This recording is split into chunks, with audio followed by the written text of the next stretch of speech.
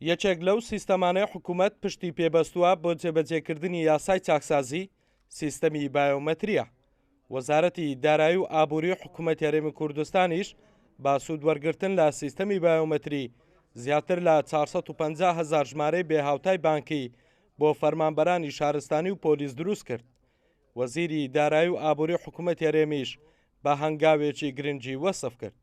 مژدەی وەتانەی نییە کە ئەو یاسایە و مادەی سیانزە بە عملی چۆ بواری جێبەجێکردنەوە. ئێستا وەکو هەنگاوی یەکەم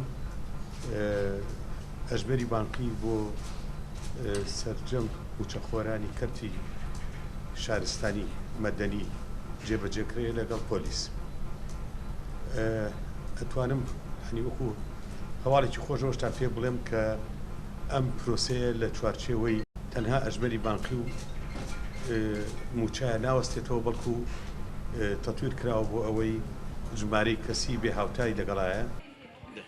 سیستەمی بایۆمەتری لە کابینێ هەشتەم و لەم کابینەیەش با سەرپەرشتی قوبات تاڵەبانی جێگری سەرۆکی ئەنجومەنی وەزیران یاریێمی کوردستان کاری لەسەر دەکرێت.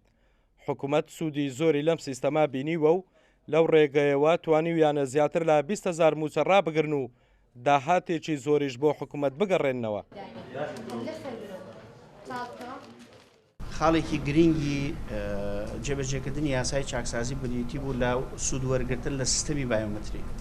سیستەمی بایۆمەتری ئێوە دەزانن لە چەند ساڵێکە دەستی پێکردووە و گشت موچەخۆران تۆمار کراون، بەڵام شێوازی جێبەجێکردنی وە شێوازی سوودوەرگرتنی ئەمە لە چوارچێوەی یاسای چاکسازی توانیمان سوودی لێوەرگرن. بۆ نمونە ئەوانەی کە لە موچەیەک زیاتر وەرەگرن و زیاتر تۆمار کراون لە سیستەمی بایۆمەتری هەموو داتاکانی بایۆمەتری ڕادستی وزارەتی دارایی و ئابووری کرا بە ڕێنمایی تایبەت لەسەر گشت وزارەتەکان دابەشکراوەوە نزیکە 20,000 موچە ڕاگیرە.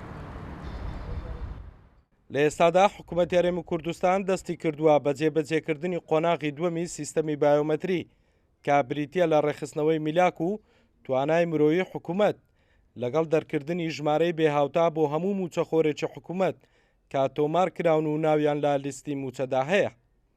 هەڵگورد ئەحمەد، کورد سات نیوز، هەولێر.